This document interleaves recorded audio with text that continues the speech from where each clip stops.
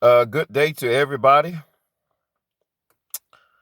Today is a good day, positive day. And I'm sending out positive vibes to all my men out there.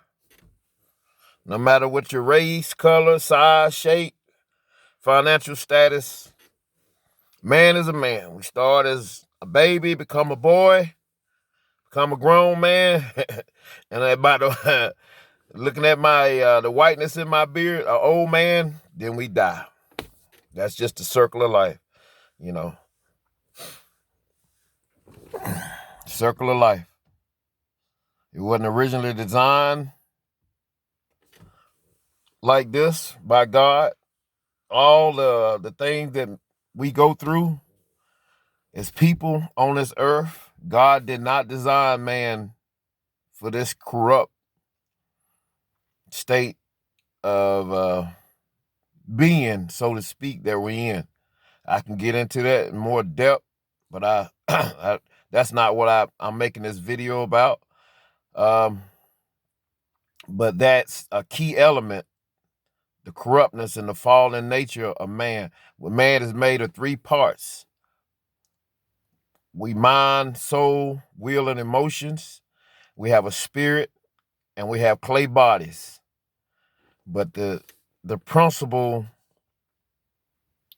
part of a man that brings destruction to a man or a woman is the soulish part.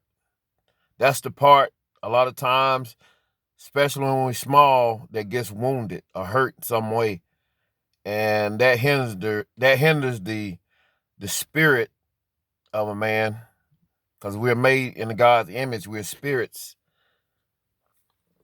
and God is a spirit, but we have a soul and we have a body. The body will perish. As soon as you're born, you start dying. That's just the way it is. So, but the soul part, the mind, will, and emotions, that's the part I want to address. And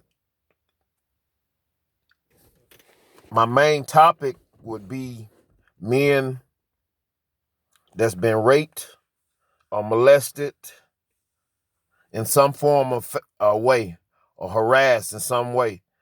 And a nature of a man is to hide things, to be strong, to not let things bother him. But that's just not the truth. You know, God gave us emotions. The emotions wasn't originally designed for us to be in pain all the time. You know, the emotions was experience highs and lows, but with the traumas that come through, like I've been in the military, you got post-traumatic stress. Maybe it was blown up or shot at, or something happened to you that was traumatic. I've been in 3 head-on collisions. That's traumatic. God, he brought me through, going over 50 miles an hour, 70 miles an hour, come out without too much of a scratch.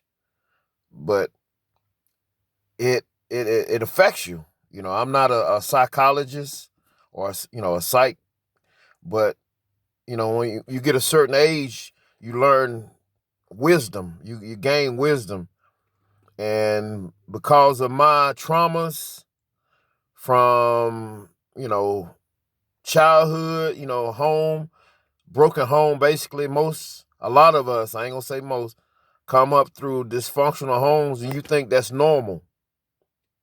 And you find out later on that it's really abnormal, but that dysfunctional home, it shapes you in your mindset and your thinking. And you can be very negative and very poisonous to other people around you, and you just think it's normal because that's what you seen you as growing, while you were growing up. So, I mean, this video, the main reason I'm making this video, it's a lot of men out here that's been molested or raped or something happened to you in some form of fashion. Me personally, going back to when I was a child. In my area, I've had grown cousins. I was small to try to commit incest with me, and I didn't do it. But it kind of shaped me. It's like, wow.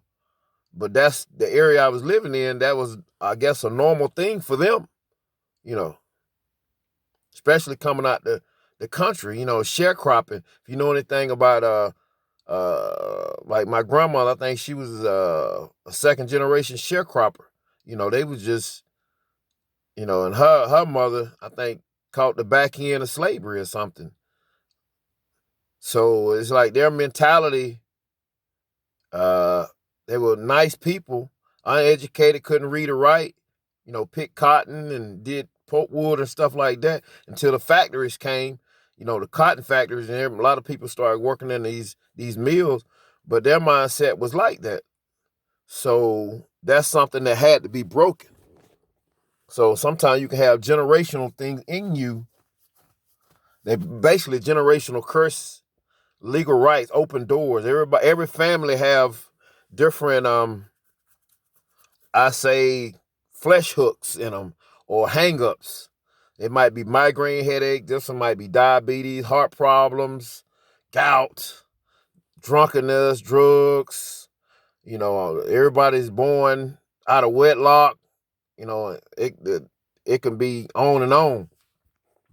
But for a man to encounter, especially if this man is a natural man, a man that loves women, wants to be with a woman, not with the same sex. He wants to be with the opposite sex. Opposite sex is, if I'm saying it wrong, please forgive me. So you might encounter as a child another boy molesting you, an older boy. I had that happen where older boys tried to, basically molest us. We little kids, in the neighborhood, but that didn't happen, but it shaped you. I've seen somebody in the neighborhood, because boys are curious, and a lot of times the parents don't shape and mold those kids, because we growing up, most of the parents worked in factories or drove trucks or whatever they did, and the kids are left to their own devices. So growing up, you got out of school and you basically were on your own till the parents got home later on that evening or whatever. Or if they were home, they didn't want to be bothered with you. So kids basically got home from school, you got your bike, got your clothes changed, went outside, played cards, fought, played football or whatever. But children, speaking from experience, your mind can be devious. It's like the very things that you're told not to do, you try. So people going into puberty, they, becoming interested in girls interested in boys, but there ain't no girls around. Boys try with boys. They do certain things. Even with some people, I know one guy, I was told, I didn't see it, did something with a sheep, because a sheep made like an animal, made like a female's body part. It's kind of humiliating, but it happened. These little kids, young teenagers. So, I mean, those things shape you. Not only shape you in a negative way, but it's for your spirit side.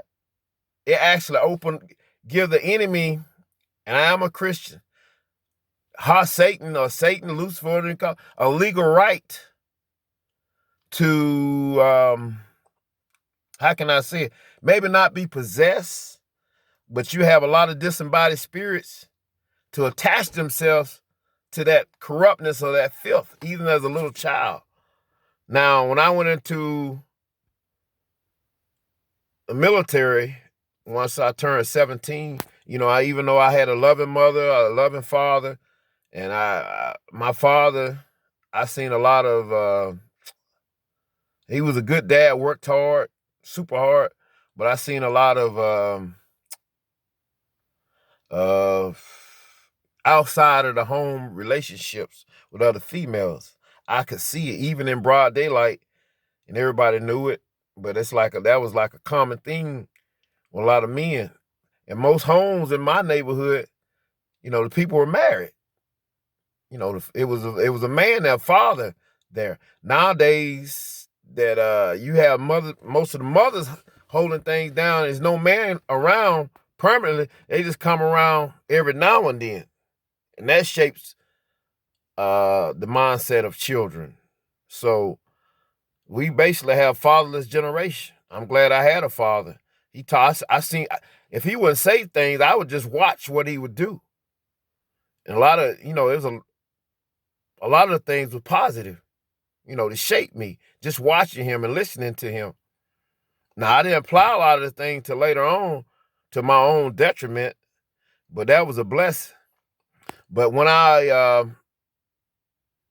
went into the military, and you young, especially coming from the country, not using it as an excuse, you ignorant of a lot of things. If you ain't somebody who enlightened or woke, they could be in the church, churchy or whatever, but if they don't sit you down and tell you about different things about finances, and I was told a little bit, and sex, even how to please a woman, or how to about if you have children, how to raise them, or how to build a business and all these things.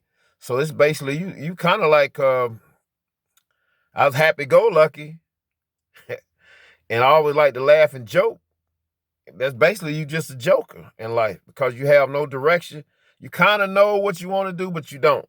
So when you come into, I say, like the beast system or like the military, you got people from all over the United States,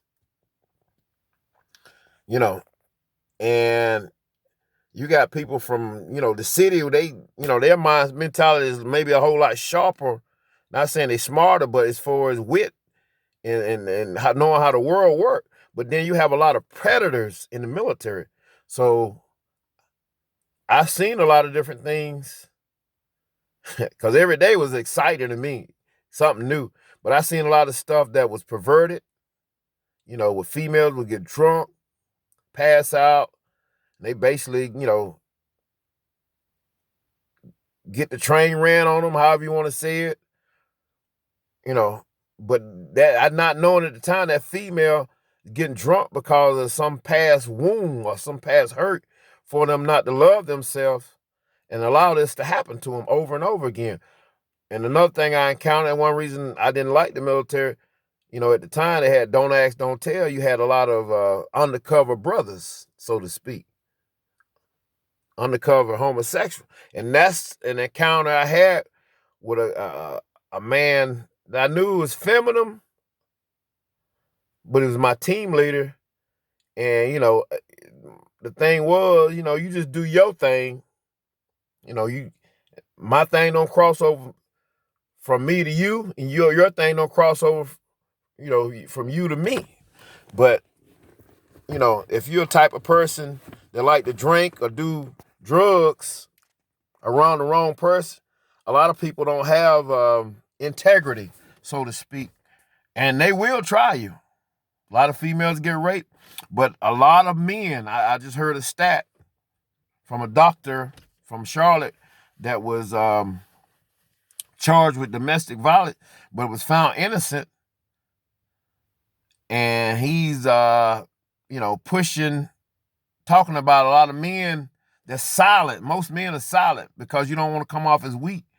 He said 42, I think it's 41, 42 women get domestic violence. 36% men have domestic violence come against them. And they talked about the African American, make up only 13% of the United States, but 40% are go through the justice system, and a lot of them are innocent. A lot of them are innocent. And even with that said, my first marriage, and even in my current marriage, I went through that, went through hell, domestic violence. As a grown man, I'm a stronger vessel, but found myself going in and out of jail because somebody was attacking me physically, verbally, every day, nonstop, because they were wounded. They were wounded. They were wounded when they were young. The father basically raped my first wife when she was young, and it made her off. She was always in pain. And this could happen to a man because of the shame, the pain, not being able, to be released, the healing. I mean, it got to be some healing right there, spiritually and mentally. You're not understanding somebody like my team leader. This guy was an E6. You're supposed to be my leader, but we all drinking. You got to be careful nowadays who you drink around, or who you in the club. I tell my children, or what you smoking, because people, their minds can be wicked and very manipulative to you, against you, and you not even know it, because they smiling and joking and fellowshipping and let's having fun, but you don't know they could lace that marijuana with something, or shot something, or put a pill or something in that drink to take advantage of you. There's a lot of pervertedness out here, So what happened to me was I wasn't really a drinker back then, and now I'm not a drinker at all. Every now and then I might get a little bit of glass of wine, just a little bit. That's it. No drugs or anything. So I don't know. Back then I should have been more assertive, not being so nice, because you have, I really don't like aggressive female unless she fine. I ain't like that. But anyway, but when you have guys come at you and I ain't like that, but you still nice to them, you really kind of have to be super aggressive, just like you are in a spiritual warfare. You can't play with Satan. You got to just take him all the way out, like Christ did in the wilderness. He didn't play with him. He just rebuked him 3 times. Get out of here. So I'm drinking, everybody drinking. We go in the barracks in the room, blah, blah, blah. I'm tired of sleep. I sleep on the floor. I wake up over in the morning with a man unzipping my pants and pulling my penis out and trying to give me oral sex. And it freaked me out. I just jumped up. Freaked me out. Ran to my room and not so much terrified, just a lot of questions about myself, So I had to learn. But the bad part was I didn't handle it correctly. I should have went, and told, the commander, and went to, and told the medical people. But I told some fellow soldiers, and they laughed at me, man. I was humiliated. But the guy, he had been trying this with a lot of the younger soldiers, and I found out from other people that's been in the military, a lot of the older homosexual guys that's been in, they would do that with the younger people. Like me, when I practically was a virgin, I didn't know nothing about no sex and that. So, I mean, that's what happens to a lot of people. They get victimized because they don't know a lot of things. And you got predators out here that will get you. It's like I had one of my oldest daughters, she got murdered last year. That's been a painful thing. Very painful. Just now, talking about it. And I had one of my daughters raped, but she basically positioned herself for it to happen, because you mess with a certain type of person, and her mindset is a lot like my first wife, And even with her, the last time I think we dealt with her, where she had so much pain. See, you got to deal with the pain. You got to go seek the help. I mean, my thing was, I have to be real about this. You can't tell the world what happened to you because most of the world don't care, and they will look at you a certain way. You know, it might change their perception. Oh, I thought you was a alpha male. Oh, that happened to you. So you have to find the professionals. You got to find the right spiritual counselors to talk to you. You know, I tried to tell a pastor. You know, it's kind of like that was like weird and didn't come off right. Tried to tell my mom a little bit, but you know, it's like they don't. A lot of people don't want to hear something like that. So for so many years, 30 years, almost 30 years, I questioned my own manhood. Is it me? Because that happened to me twice.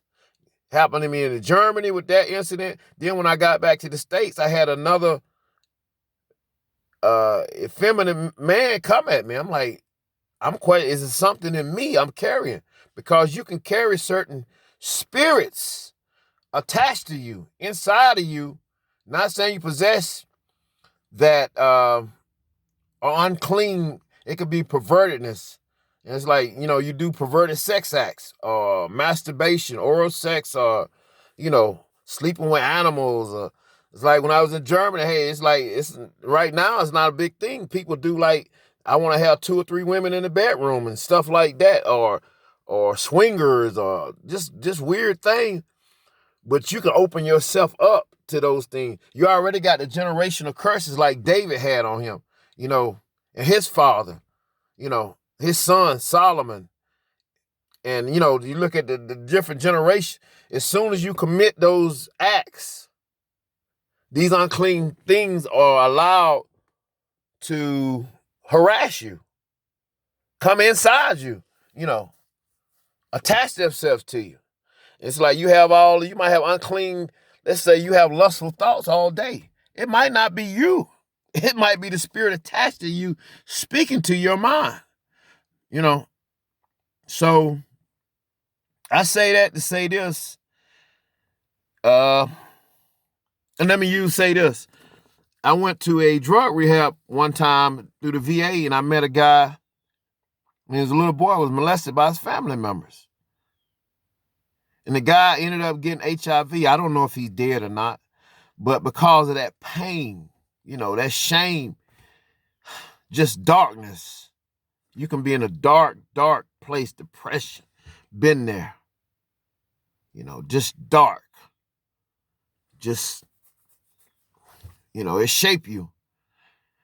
But in his case, it made him, you know, turn to drugs. I don't know if it was crack or heroin shooting up for some type of release. But could you imagine being raped by your own family members as a little boy?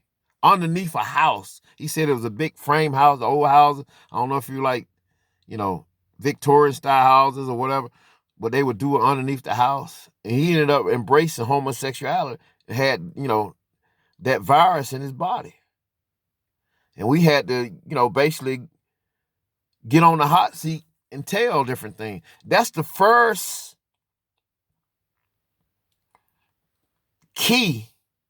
thing really dealing with that pain is just, you know, talking about it, embracing it. You know, this is what happened. You got to find somebody that you can really talk to